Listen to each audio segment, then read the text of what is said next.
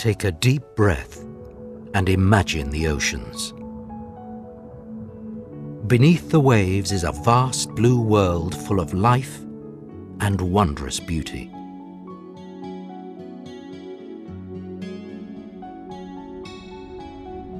Planet Earth is planet Ocean. The sea covers more than 70% of its surface. From frozen polar seas to warm tropical waters, oceans encompass the globe. And from the infinite blue deserts of the open ocean to the unexplored worlds of the deep sea, the oceans live and breathe as one. Oceans regulate the climate, rainfall, winds, and temperature.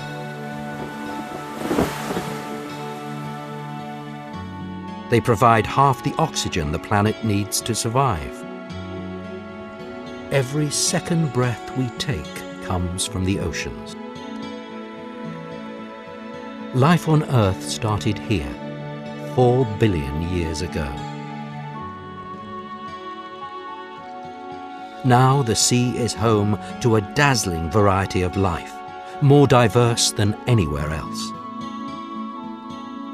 For many millions of us, the sea is a source of food and income. But for most, the oceans start at the shoreline and end at the horizon.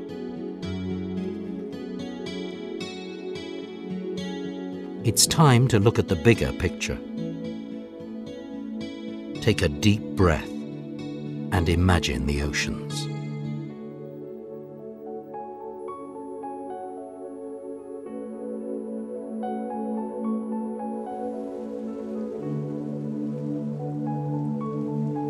The oceans give life to our planet and to us, but in return, we treat them far less kindly. From top to bottom, our oceans are in crisis. By jeopardizing their future, we have placed our own in the balance.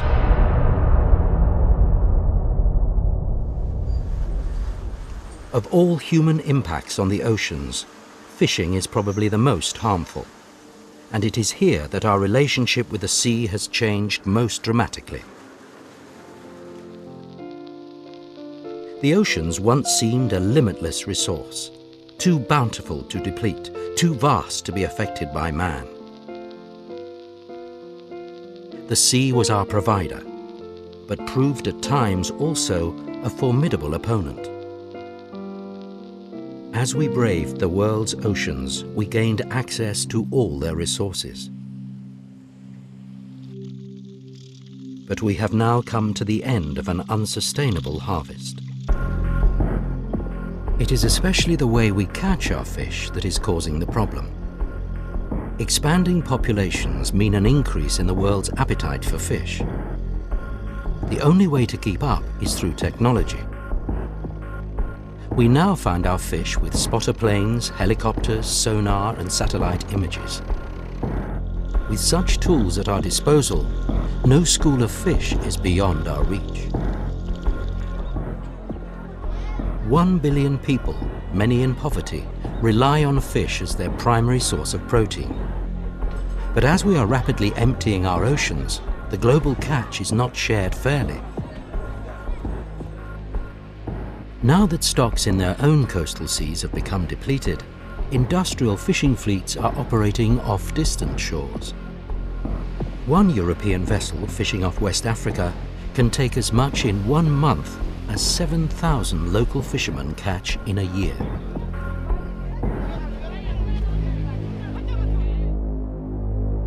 To make matters worse, illegal or pirate fishing has become a real and global problem. In some areas, every other fish landed on the fish market is stolen.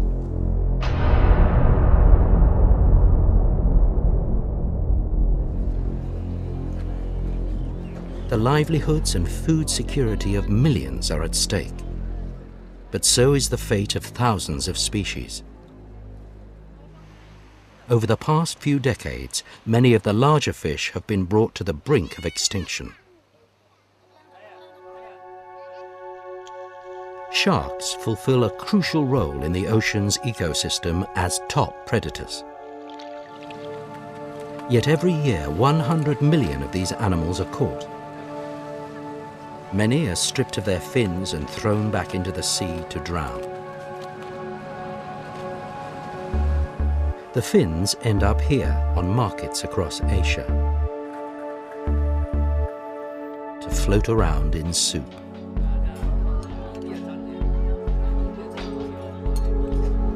But it's not just sharks that are in trouble. Even once common species such as cod are so critically overfished that they may disappear from the oceans forever.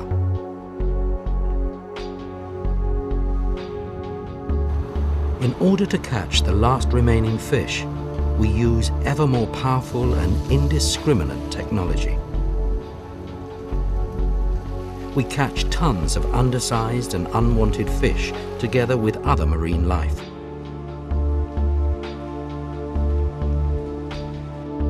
And on bycatch, one fishery has a particularly bad track record. For every kilo of shrimp, 5 kilos of marine life are wasted. With the bycatch, the future of both ecosystem and fishermen go overboard. But bycatch is not limited to trawl fisheries. Thousands of miles of long lines, abandoned fishing gear and illegal drift nets entangle seabirds, turtles, dolphins and whales. The serial depletion of stocks has forced us to find new fishing grounds. In the deep ocean, we find ourselves among aliens from another world. In these cold and dark waters, coral reefs grow on submarine mountains called seamounts. These fragile structures have taken thousands of years to form. They support unique and wonderful life forms. So far, we have explored less than 2% of this last frontier. The deep ocean still harbors many secrets.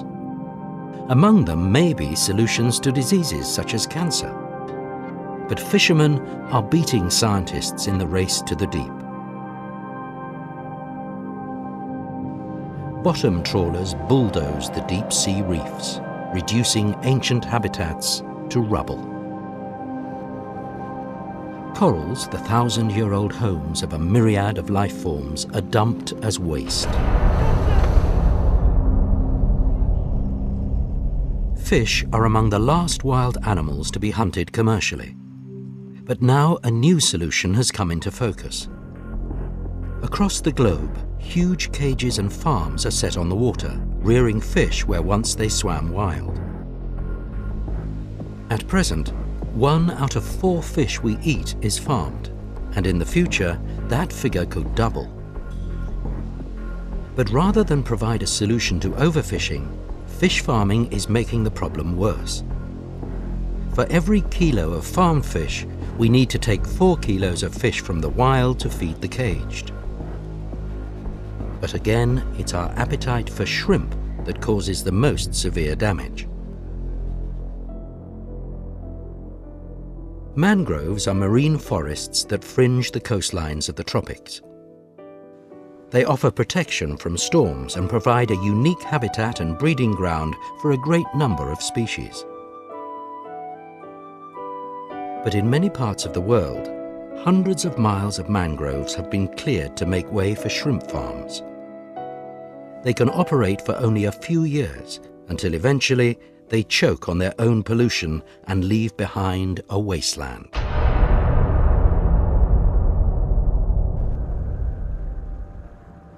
The oceans are more to us than just a food source, but our other activities are often just as harmful. Sand and gravel dredgers vacuum the seabed. The ocean floor is mined for minerals, and deeper below we drill for oil. We transport it across the oceans, dangerously close to our coasts. all too often with disastrous consequences. Toxic and radioactive wastes have all been flowing into the sea for decades.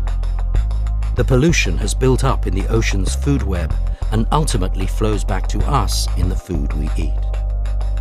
Lifeless dead zones, deprived of oxygen, have developed in locations around the world.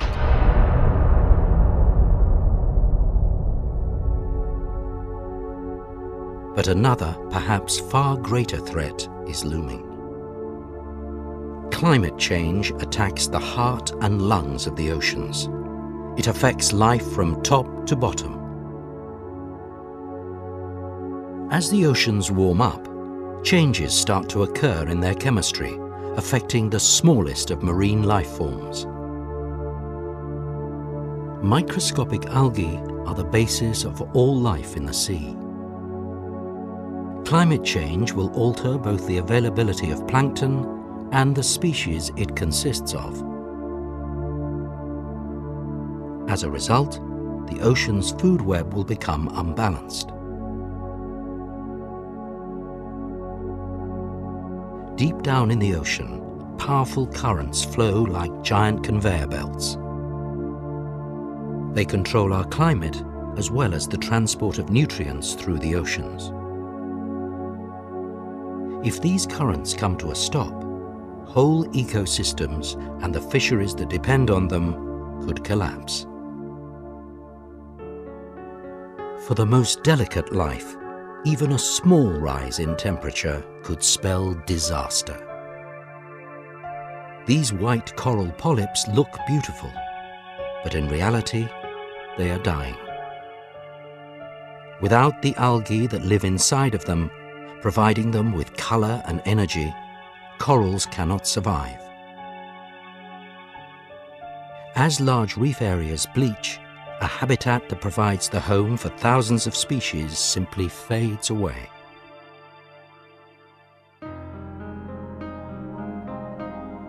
It has only been in the past few decades that we've been able to see for ourselves what is really going on beneath the waves.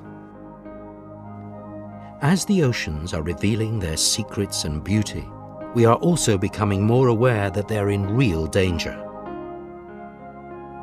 But fortunately, the oceans are resilient, and it is not too late for change. We need to shift to more sustainable fishing and away from overexploitation and destruction. And if we are to protect the oceans from pollution and climate change, we will have to reform our lives on land. Perhaps we can draw on our experience at home to protect the oceans. The creation of nature reserves is a well-established concept on land, but not so in the marine environment. By setting aside large areas of the oceans in which all harmful human activities are banned, the sea will be given a chance to recover. As ecosystems are restored, fish stocks will rebound far beyond the limits of the protected areas. To ensure true protection, a global network of marine reserves is needed. They should protect large areas of diverse habitat, both along coasts and in the open sea. Creating such a network will require political will and money.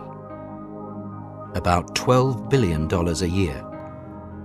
That's about the same amount spent yearly in Europe and the US on perfume alone. Time to ask ourselves which we value more. The smell of perfume or that of the fresh ocean breeze.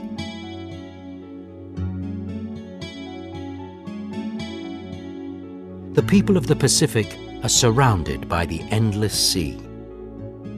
To the islanders, the ocean is not what divides us, but what brings us together.